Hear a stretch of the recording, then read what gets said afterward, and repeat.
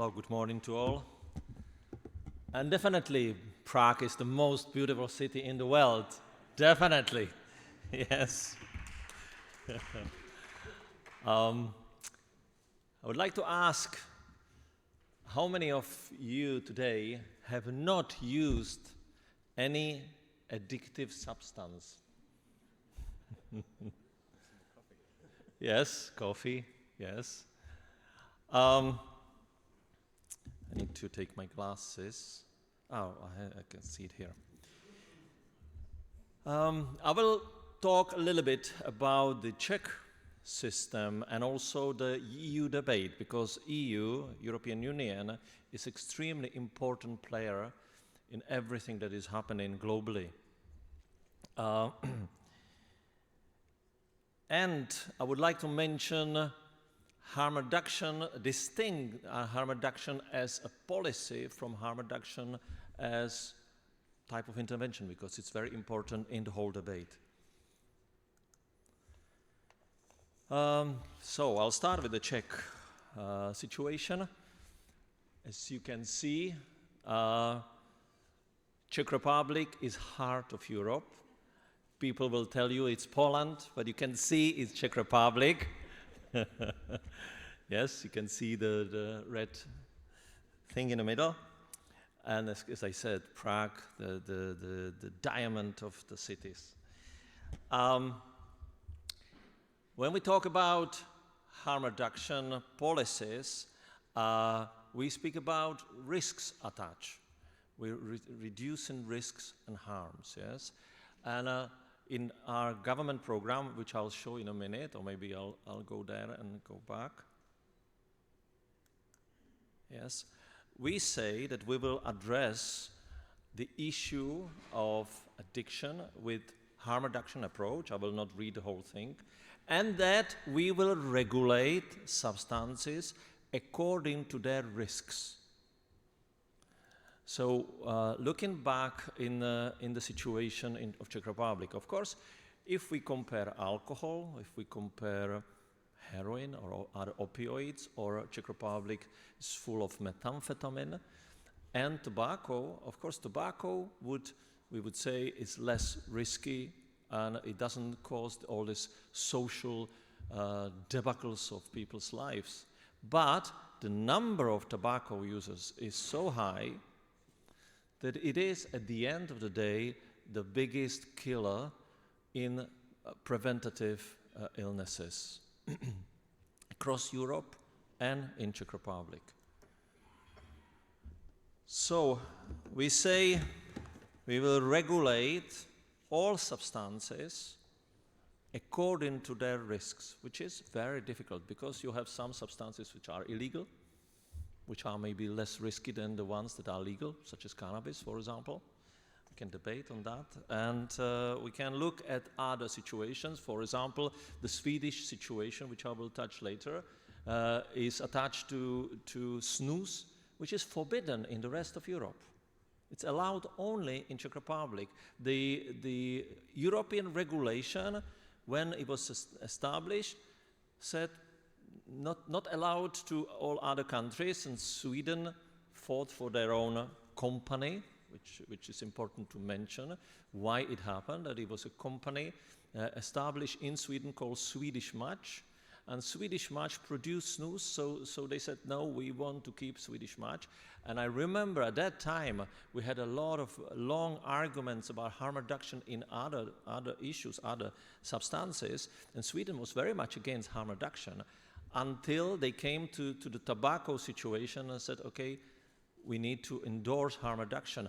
And most of the countries come from harm reduction in drugs, moving towards harm reduction in tobacco, and Sweden went the other way around, because they saw the data.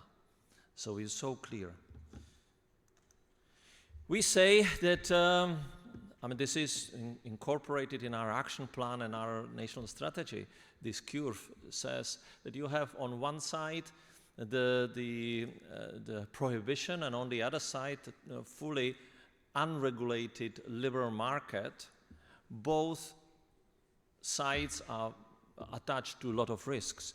and we can see what actually works in reducing risks. It's not prohibition, and it's not a fully liberal market. It's some type of clever and well thought through, scientifically based regulations. Why I'm mentioning it, I think it's quite important, because all these ideas of world free of addictions, it's not realistic. We know it's not realistic, and it's not even healthy. If we were not built with ability to be addicted to things, we would not exist.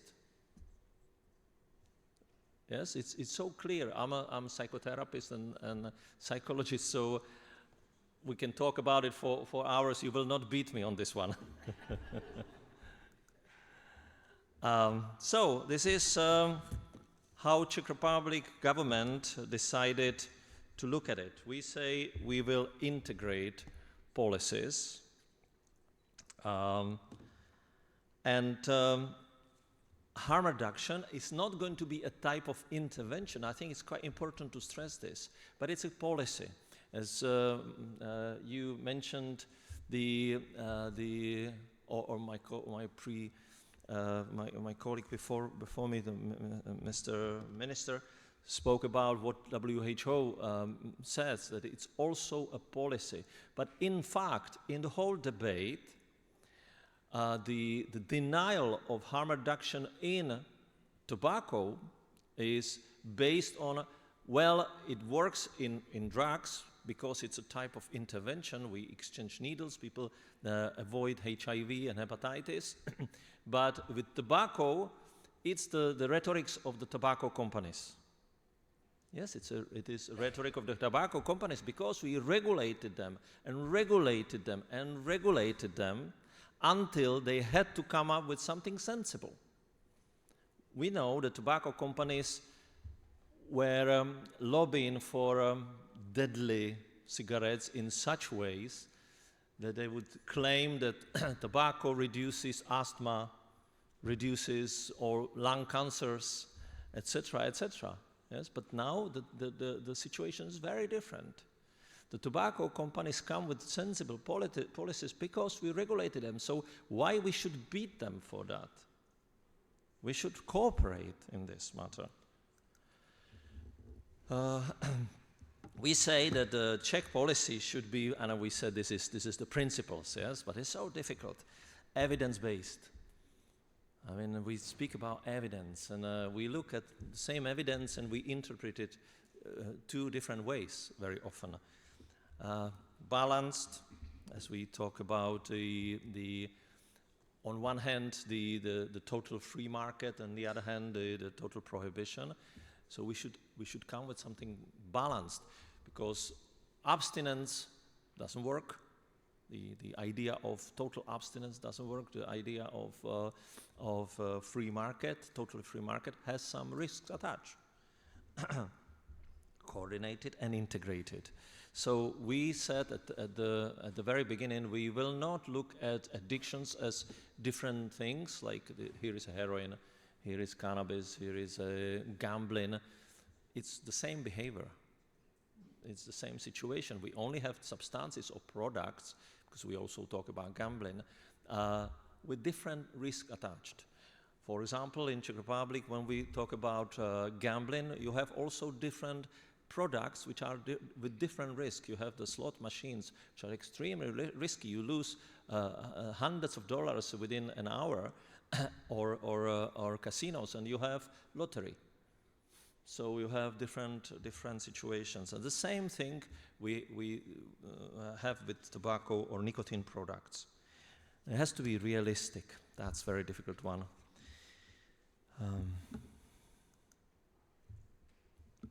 So what's happened in Czech Republic, and then I will move to European debate. So last 10 years, Czech Republic is very much, we had the Iron Curtain, and we lived in this very strict totalitarian regime, and we hate regulations. So when all these tobacco regulations came, it was not very successful. After the war, the curve was climbing up very fast, but then it stopped, but it was not dropping down. Only until the alternatives to cigarettes came. The market resolved it before the regulators. Yes, as I said, we regulated tobacco companies so much, so they came with a product which actually work. So now we have the decline of the tobacco, I mean the cigarette smoking, and the results of last 7 years is so fast. Dramatic drop by half of lung cancers. And I can go on with other results, which is unbelievable. It's very difficult to put this case forward because there is always a lot of industrial interests against it, including some pharma companies. I didn't want to say it, but I have to.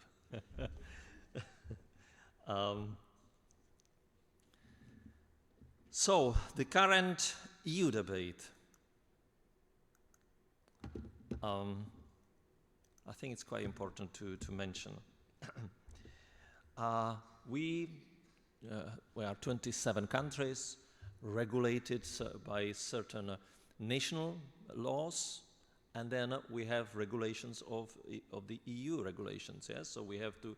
It's like a federal kind of. It's not federal organization, but it actually works like that. So if there is a regulation and tobacco regulation exists, then we have to adopt it to our national legislation.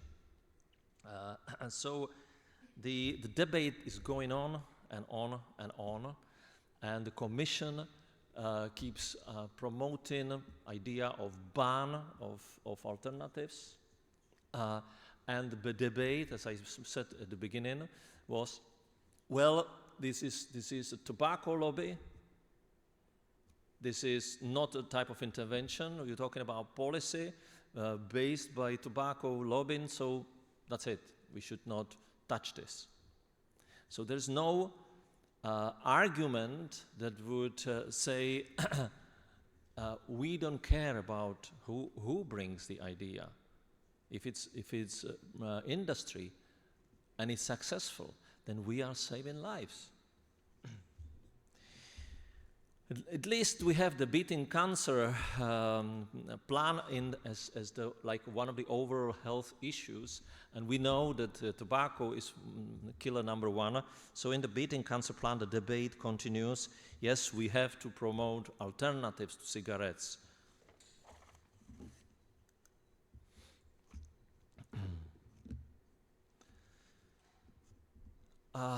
I don't, because I think I need to be a little bit shorter than so I will cut a little bit, yes? You have the numbers in front of you, but I think I want to mention one important result of the whole thing. What actually works is not so much the regulation, but regulated market. Not the regulation, but regulated substituted market. That's what the people want, because you need, if you want to be successful in your regulation, when it's not full prohibition we know is not very successful at all, then you need to look at consumers' behavior. Consumers' behavior, I think it's quite important. What the pharma companies made a mistake, that they came with these alternatives to cigarettes which were not tasty, they were not close to smoking's feeling, so they were not successful. So what the tobacco companies did, they took the same product actually, but made it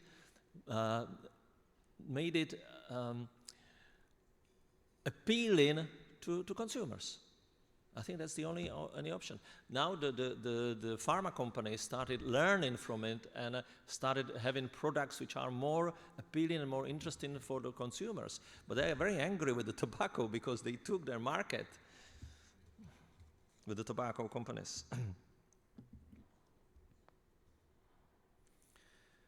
So, I just want to summarize that, yes? Harm reduction should be a policy, not only intervention. It should be the approach, policy approach, overall policy approach.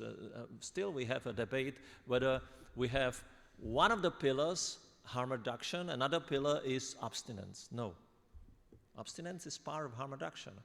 The overall policy should be harm reduction because that's the only thing that we can do. We can minimize harms and risks because people's behavior is a people's behavior. As I said, we can argue that for hours and I will not lose the debate. Regulating products according to their risks. And then again, we have different kind of products, nicotine pouches, we have heated tobacco, we have electronic cigarettes, we have the cigarettes as such. So I think we should regulate, and that means taxation, for example, not only you allow or not allowing advertising. You have to look at a whole thing of how we regulate. And I think that what is important, the debate of missing data. This is, I have to say, is so frustrating that in European Union, countries such as Germany or other countries, which I don't want to name, with the richest countries in the world, claiming for decades, we don't have enough data, so we should not do it. So how rich are we not to have the data already if we know it can save 1% of lives? I'll come back to it again. The example of Sweden, yes, that we talk about it, and I want to, because I don't want to go again through details of it, and I mentioned the Swedish example was not a government policy. It was not a government policy making decisions, we will promote snus because it will save lives. It was people's movement. People wanted it. People were used to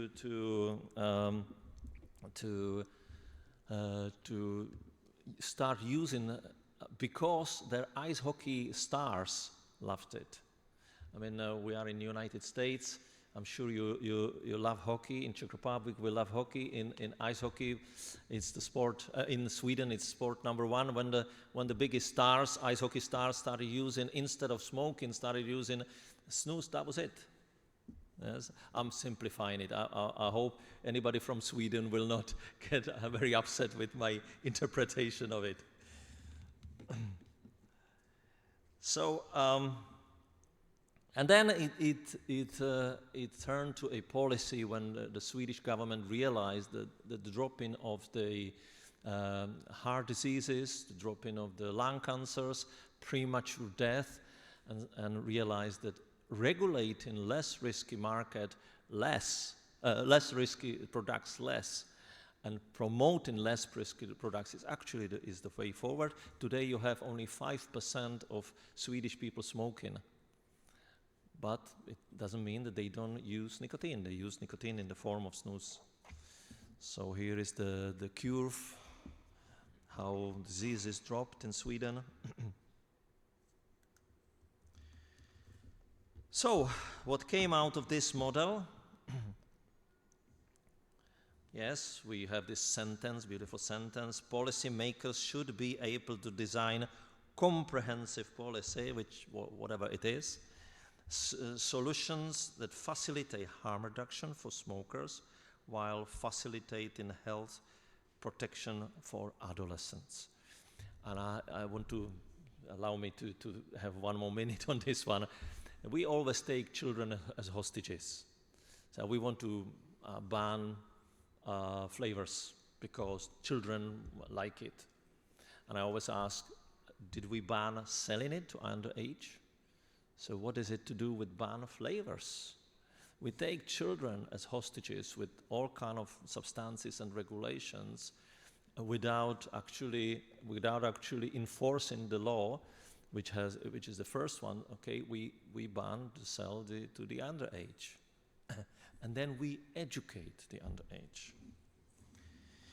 And alternative nicotine products should be regulated in terms of toxicity, attractiveness, marketing or promotion in an effort to minimize the use of these products by adolescents while providing smokers with the means to switch completely to less risky alternatives. And I would like to add, not only to switch, but also maybe some people should start, we should promote, rather than start smoking and switching, to start with less risky. I know it's a complicated debate, but it should be there as well in the whole thing.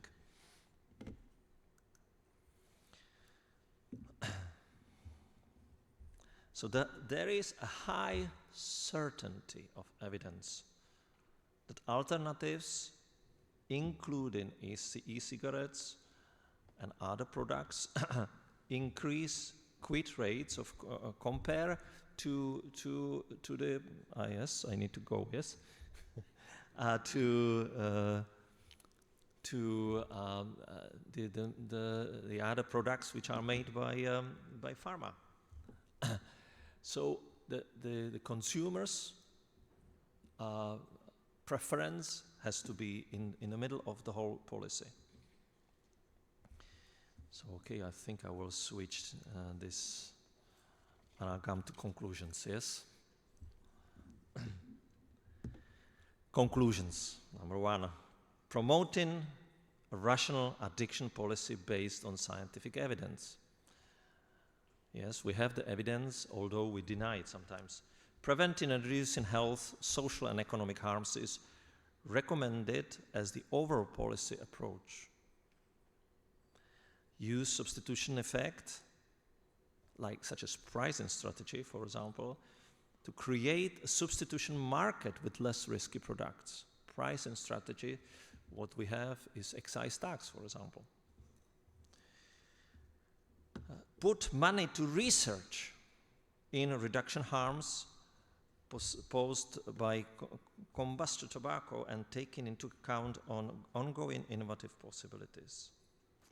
I think this is so important, as I said, how irresponsible it is to speak about we don't have enough data, so let's put the money in the research.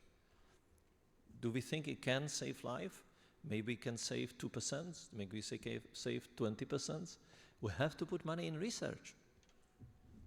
And we have to push alternatives forward. If we are not happy with the current alternatives, let's create new ones that put money in research.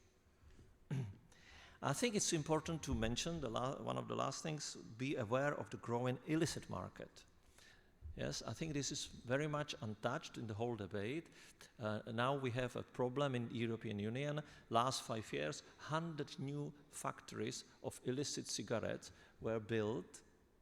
It's all attached to international, global organized crime and to certain governments. And to terrorism. I know it sounds like a spy theory speech, but we have to be aware of it. Sometimes we have to look at it, and maybe the money flowing from the whole thing is more risky than the tobacco and drugs itself. Money laundering and illegal production can be replaced by substituted market if we regulate well enough. So, final statement. I've been long and I doesn't want to move. As I said already, if there is 1% chance that harm reduction may save the lives of millions, then not investing money into research in this direction is an irresponsible excuse. Thank you for your attention.